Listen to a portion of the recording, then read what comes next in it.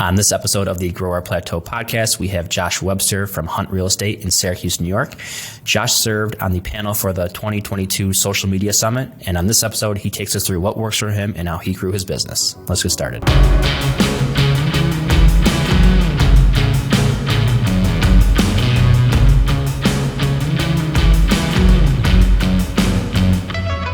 All right, cool. Josh, thanks for hopping on. Yeah, no problem, man. Thanks for having me. I'm pretty excited. Yeah, absolutely. Why don't you go ahead and kind of introduce yourself to everyone? So my name's Josh Webster. I'm 32. I have my license with Hunt Real Estate. I've been with Hunt since about 2018. Been having my license since 2016. And just every year since, gotten better and better. You know, a big contributor factor to that is social media, and I'm excited to talk about it and give some insights.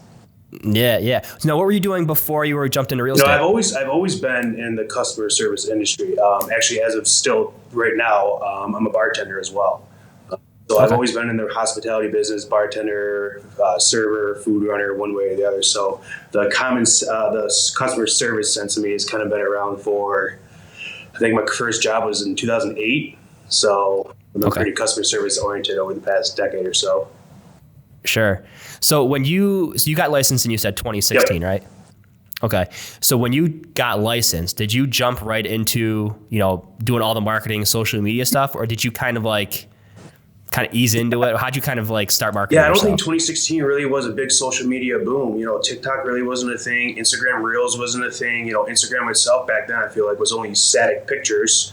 So I was just kind of the new agent working on my sphere. And I'm the young adaptive type of agent. So I just kind of, developed with the times. And now here we are at 2022 and 90% of my business is social media right now. Yeah.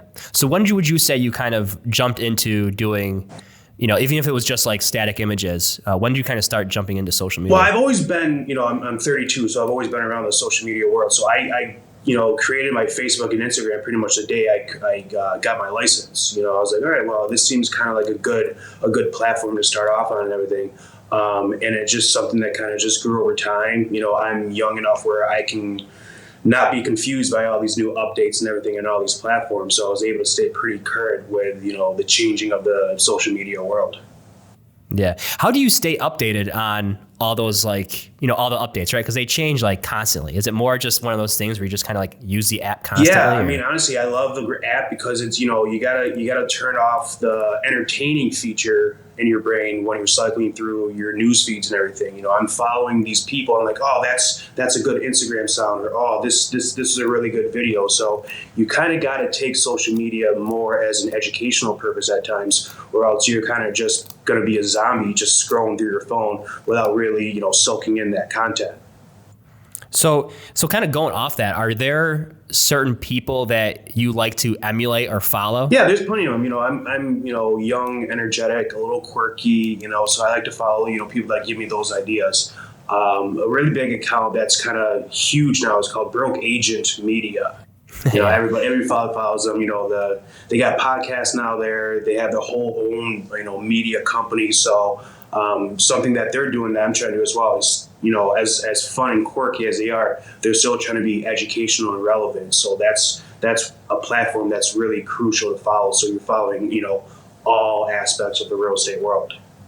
Right. And you're not it's not like one of those things where, some people think oh, well, I don't want to copy this person, right? But you're not really copying them, right? You're kind of just putting your own spin on things. Maybe a little bit, but how I see it is, I'm non-competitive.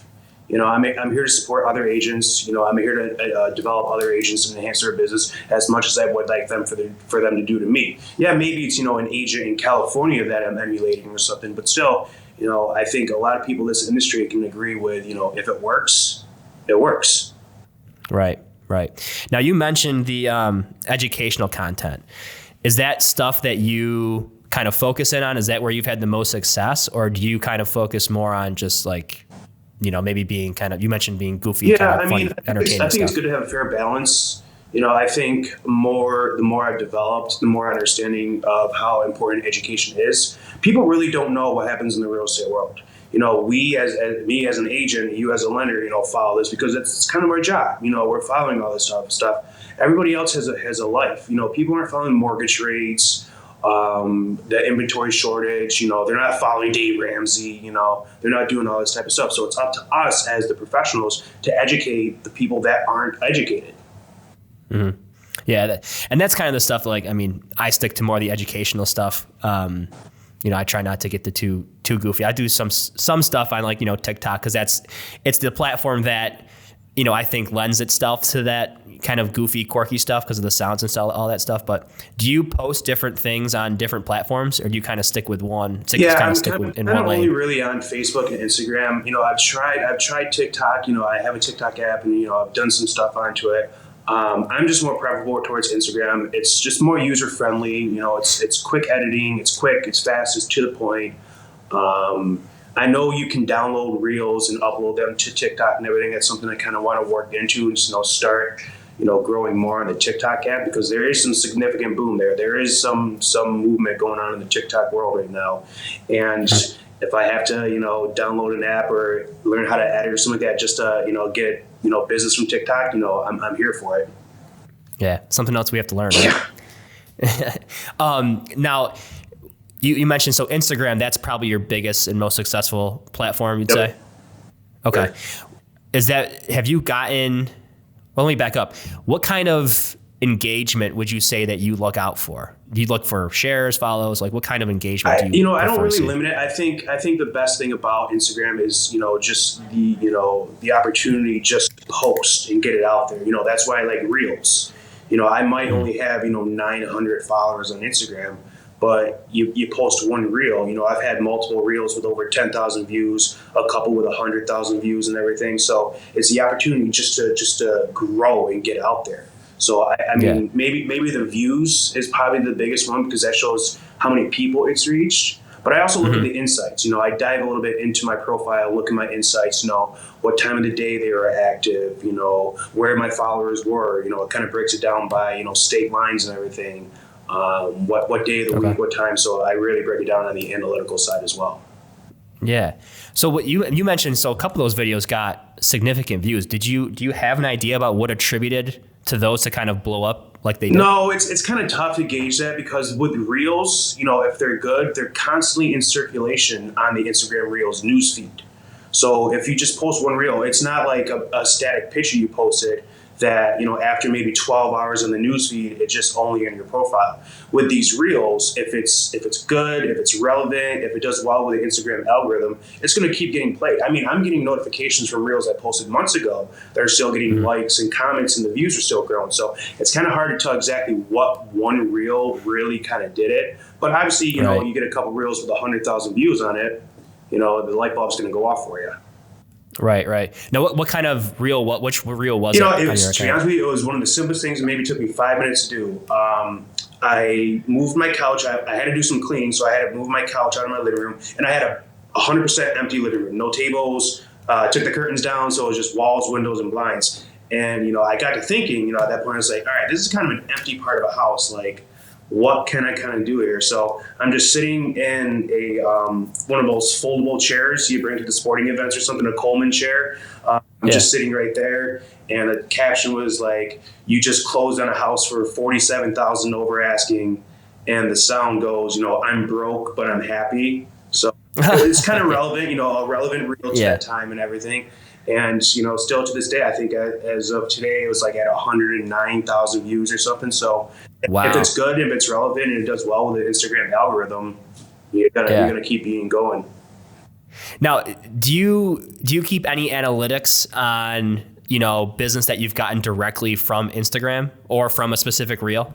Not from a specific reel, definitely from Instagram itself. It's just good to stay in touch, stay relevant. Not only are you posting, but making sure that you're engaging with your followers as well. Liking on their posts. It's a little bit harder to be more personalized on Instagram than it is to Facebook. But it's big on the direct messaging, likes, comments.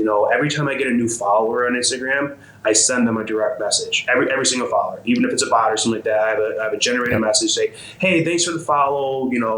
I'm located here in Syracuse, New York. If you or anybody looking to relocate, blah blah blah blah." And then if we get a little conversation going, the Instagram algorithm is going to see that we're talking directly, and we're using the direct message feature on the app. So now both our contents are showing up because we've already established that communication through direct messaging. So no, just staying in contact with everybody and just seeing where it takes you. So you're not only doing that with new people that follow you, right, or potential new clients, but you're doing that also with older clients? I pretty much went through a lot of my followers, the relevant ones, obviously, there are some that, I didn't, but, just to send them that message, we hear, us realtors hear all the time, oh, I didn't know you were in real estate. In the back of my mind, I'm like, I post 17 times a week and I do these 3 reels, and how do you not know? And then that's just as obvious as it is. They just don't know. So you still got to try to make sure that, you cram it down their face and say, hey, I'm a realtor. And just a simple message to them saying, hey, thanks for the follow. If you're looking for a realtor in the Syracuse, New York area, I'm here for you. And that's it. Yeah. Do you have any metrics on, the amount of business you've gotten directly from Instagram in 2022? No, because a lot of my business or a lot of my followers on Instagram is a lot of my sphere. I did go through of the 900 followers I have on it, I think just under 500 of them are just my sphere alone. So I don't look exactly, if 70% of my followers were derived from Instagram or not, but it's just another way for me to be, in constant contact with my sphere of influence. Yeah. And so your plan more next year, you mentioned TikTok. That's the platform you're looking to kind of grow a little bit more? Either TikTok or YouTube Shorts. I heard YouTube Shorts are kind of where they're at now. I think the biggest thing is just, the easeability of taking one reel app or something from another app and uploading it to the other app, some type of cross-stream platform like that where it kind of makes it, seamless is something I'm really looking forward to. Do you do any kind of cross-promotion right now? As in, if you're doing, if you're doing a longer form video on YouTube or Facebook and do a short clip on Instagram. And I've looked at some long form content videos and everything. Unfortunately, sometimes with me, I'm not the best, long talker. I kind of like giving the short, quick answers. So, and I also know kind of short form content video is kind of where it's at. We're also glued to these phones, these 7-second videos, and then up with your thumb, 7 seconds, up with your thumb. So in order for me to be like, hey, I have a 27-minute video of me talking about mortgages and real estate. Do you want to watch? It's up to me to make sure that content is also engaging as well. Right. So I'm not just some talking head that they're looking at. Yeah, it's hard enough to keep someone's attention for 5 seconds, then 27 minutes, eyes glaze over. So you kind of stick more with the short form, kind of trying to grow TikTok, YouTube Shorts. Are you going to stick with, do you have any ideas about what kind of content you're going to do for those platforms, more educational? I do have there's a really big account I follow. Honestly, I think anybody in the real estate world should follow. It's Keeping Current Matters. Give a lot of insights, daily blogs, infographics, stories, everything you need to know about the real estate world.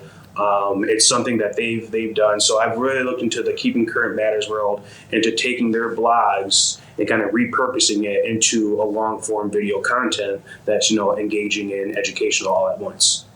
Oh, that's cool.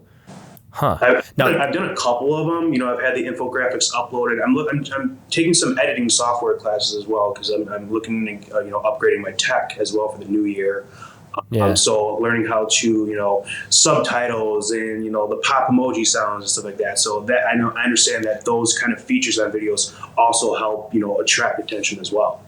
Yeah, it keeps those like quick captions that you see with the emojis pop. Like it keeps your people's attention. That's definitely been proven for sure. Do you do any kind of like scripting? No, for videos. I'll recite and everything, but that's where it falls on me. That I also want to make sure that whatever I'm saying is also genuine.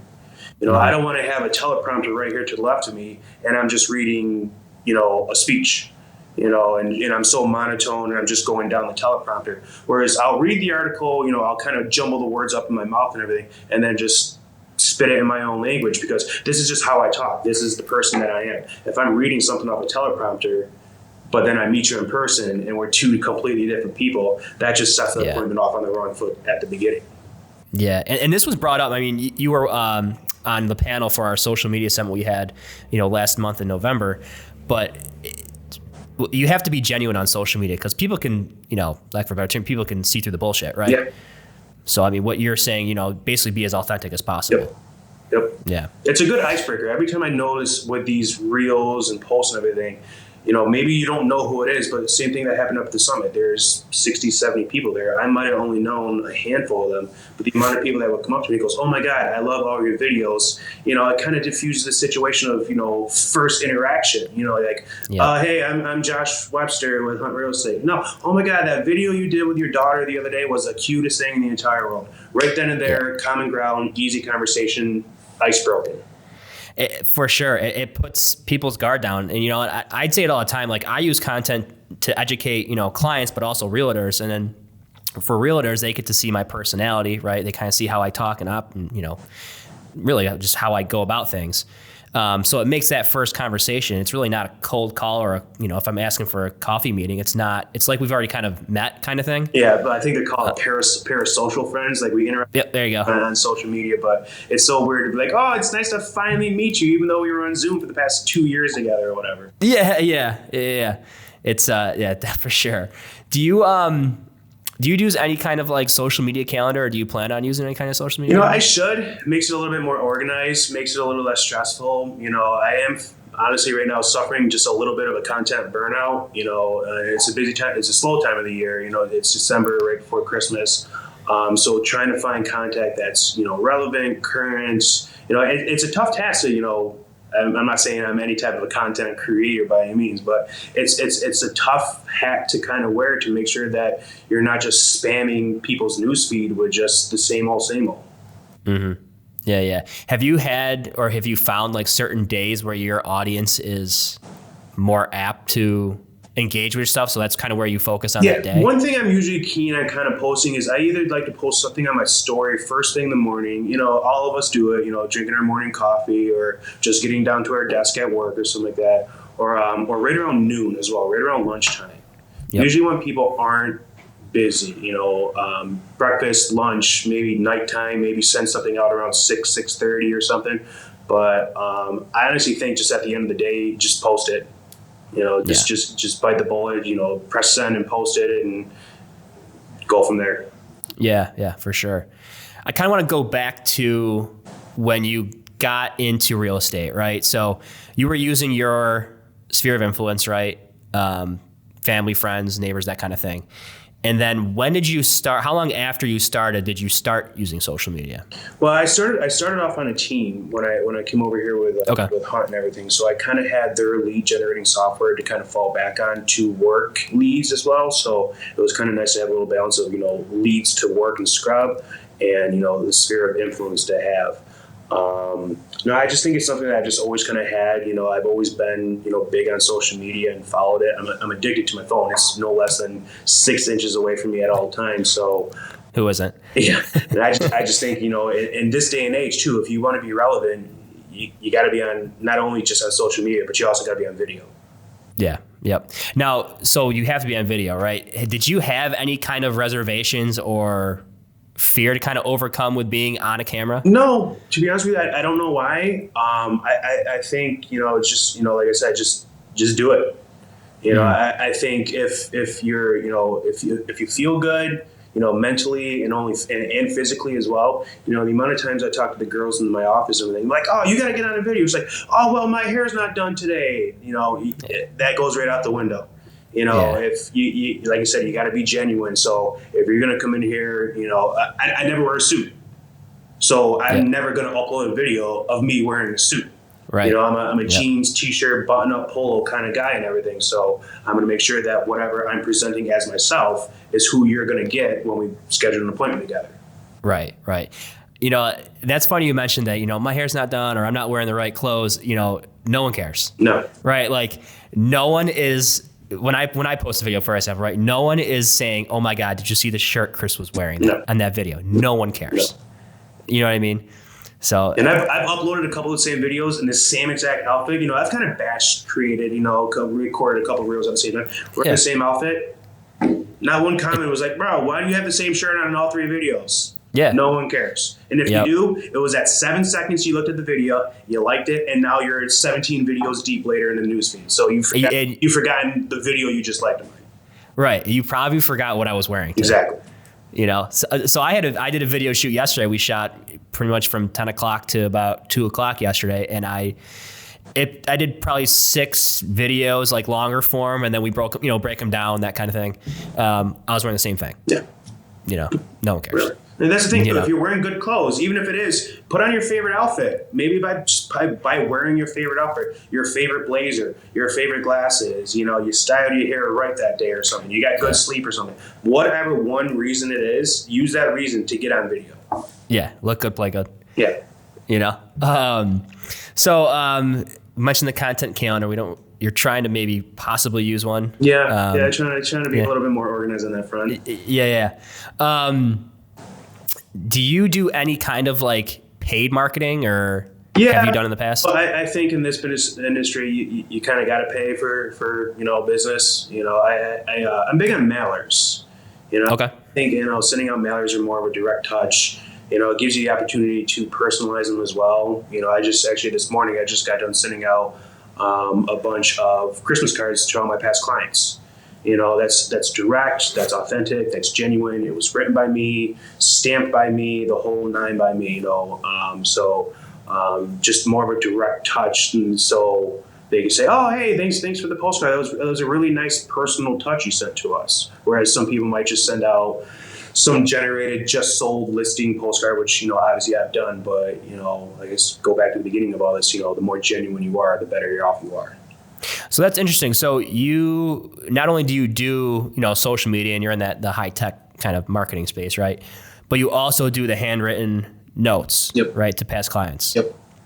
And do you see a lot of success with that too? Yeah, it's just staying current. Staying in touch with your clients. Remembering. That's a big thing. Remembering the anniversary of the home purchase, maybe the day that they got married or something. So as I tell a lot of my clients, I'm sorry I'm asking you a lot of these questions, these personal questions, but it's going to help me serve you better. When's your anniversary? Or, if you're friends with them on Facebook, maybe do a little sneaking around on their page or something like that. See when their birthday is, see when any major life events are, and upload that to your calendar. Get a notification. Takes 30 seconds to write a handwritten card. Yep. Hey, man, I hope you're having a great day. I saw that was your birthday the other day. Wow, 42. That's so awesome. Well, I hope the house is great. Look forward to seeing you again soon. Done. And that speaks magnitude more than any other closing gift for some people. Yeah, you want to buy them a nice bottle of wine or something, but to take the time out to write something and be authentic and genuine, that speaks more than anything.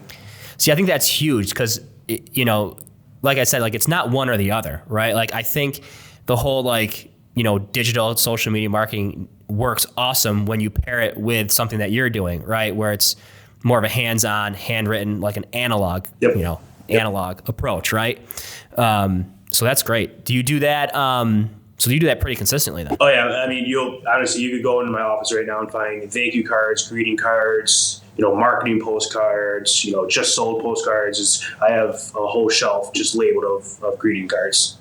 So how do you keep yourself organized? Well, do you have a CRM that you use, or? Yeah, my company offers a CRM for us, so it's kind of convenient just to have that offered for free for us for one of our services, just to stay in touch. It's a whole contact card for our entire client, down to their name, their address, home anniversary, sub-contacts, so in case I do forget, I put a lot of stuff in my phone as well. Like I said, my phone is my life, so a lot of my contact cards are pretty full as well, but it's nice to know a home anniversary, a kid's birthday, something along like that, just to make it a little bit more personalized. Do you do any gifts like after closing too? I do closing gifts. Yeah, I definitely do closing gifts. So with my name being Josh and me being a bartender and the real estate transaction being thirsty work, I buy a lot of my clients, a bottle of wine or so, or a bottle of champagne. Every buyer I close with, I bring, a bottle of Josh Prosecco. Okay. And I pour a glass for all 3 of us or 4 of us, or whoever's, the actual owners, and we tour the house, sipping a glass of champagne together, just so they can kind of do the walkthrough, be at ease and everything. They also get a bottle of Josh Cabernet as well. So and a couple other small little mementos, but I make sure that, the Josh bottles of wine are pretty standard, gifting experience for me. Oh, that's clever. I like that. Yeah. I never would have thought to put that together, because that's a good bottle. That's a good wine. It's a great wine. It's not expensive, and it's something that people might recognize next time. Maybe next time you're out at the store or something like that, you're at the bar and you ask the bartender, what bottle of wine? Oh, well, we got Josh, our realtor. Just Josh, you just got us that. That's a great wine. So now every time that they kind of see that, it's a little hidden defect in their brain to make sure that they remember me. Exactly. That's a great idea. I love that. So we're kind of getting into 2023, right? Have you started any, business planning, or do you do any like business planning? Yeah, I'm slowly starting to creep into that right now. Building up the pipeline for the year. It's just tough to get over a lot of the objections a lot of the sellers are having right now. Christmas, winter. It's only getting colder up here. So I think just kind of staying, constant with where I'm at right now. I'm okay with the way my business is, holding right now. It's just now gearing up for when everybody's, I'm expecting, kind of a more neutralized market come the spring and everything. I'm expecting rates to kind of, balance out the same. Hopefully inventory creeps up a little bit. So we're at more of still a seller's market, but not to the extent of where we've been at for the past 2 years or so. So I'm kind of just gearing up, making sure that my pipeline is, greased and ready to go. That way when the phone starts ringing, I'm ready. Yeah. And part of that pipeline is making, doing what you've been doing, right? The social media, but also the handwritten notes, right? Making sure that, they remember you and you're memorable. What are some of your goals for next year? Just keep increasing my volume. This year I did just under 4. I did 3.8 this year. Last year I did 2.6. So just constantly increasing my sales. I don't really look at it as a total number. I don't look at it as 32 families helped or anything like that. I'm just here. I'm here to help anybody that wants to buy or sell. I have my plan in order, and I know it works. I'm successful. I've been doing this for 6 years now, and they say after the 5th year, you figure out if you're going to make it or not. And here I am going into my 6th, 7th year of real estate. So I'm doing something right. So as long as I can kind of keep going on this path, I'm expecting good returns. Yeah. Do you want more listings, buyers? Like, what do you? Yeah, I mean, list to last. That's a big thing. I did 2 buyers this year. The rest of them were all sellers and everything. I just market a lot to sellers. I think sellers are easier, more enjoyable. I get to, meet different people. I mean, obviously the same thing with buyers, but, driving, to 32 houses in a seller's market over the course of 6 weeks, really isn't that enticing to me. Yeah. Whereas if you want to just call me and say, hey, let's come over and have a 2-hour conversation and see if we can be a good fit. I'm really good at one-on-ones. I'm really good at sitting down, being cordial, being professional, giving, the hard details and everything. And if I have the opportunity to do that in your house and win you over, sign me up. Yeah. So you mentioned you were in customer service. Is that kind of what draws you to the sellers? Because you're really kind of like one-on-one. Yeah, it's the personalized, as a bartender, you're going to sit down, you're going to have that 1 or 2 people, most of the time, have that direct interaction with them. Hey, how are you? What can I do for you tonight? Just having that empathy towards them, And it's only magnified in real estate, the largest transaction, a lot of people are ever going to have. And it's on my shoulders. Had you told me 10 years ago I'd be handling, $4 million worth of real estate sales, I'd laugh in your face. But now, I'm groomed, I'm educated, I'm confident. That way, when the opportunities arise, I'm just as ready as you are. Yep. That makes sense. Do you have like an ultimate business goal for next year? So like I said, I'm still a bartender right now. I have a 6-year-old daughter as well, and I'm a real estate agent. So, life is pretty busy. So you're not that busy. No. Yeah. So it would be kind of nice just to kind of tone things down a little bit and increase my real estate production. But I'm also okay with the lifestyle I have. I'm very routine and regimented with my schedule. So as long as I don't go down, as long as, nothing suffers a setback, there's no red flags or red lines in my 2023, I consider that a win. Yeah. Do you have any plans to maybe, have a team someday or anything like that? Or would you prefer just kind of, I started off on a team, I give a lot of credit for that team for, sculpting me into the agent that, kind of gave me the foundation I needed. But I'm very, independent. I'm very by myself. I like doing things on my own. Unfortunately, the last team I was on was also a team full of ladies. And let me tell you something, I'm a 6 foot, 225 pound guy.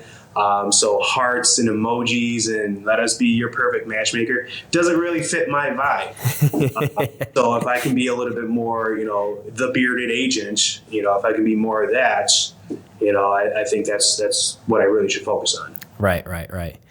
Awesome. So we're kind of coming up towards the end here. So I want to ask, I've asked these 3 questions I ask everybody on the podcast that comes on, right? So what's one book you think everyone looking to grow their business in real estate or podcast, what should they read or listen to? The biggest podcast I think is really good is there's a Tom Toole Sales Group podcast out there.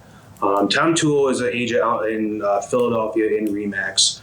Either Tom Toole or Byron Lazine with The Real World. Those are both really good. Like I said, I'm a really big analytical guy. I like knowing the numbers behind the scenes and everything. And those guys break it down. They give down, absorption rates, days on market, average price point in the markets, what region, what's current, what's happening in markets that's not relevant to you, what's happening in markets that is relevant for you. So the Tom Toole Sales Group and Byron Lazine are both really good podcasts. Okay, cool. Awesome.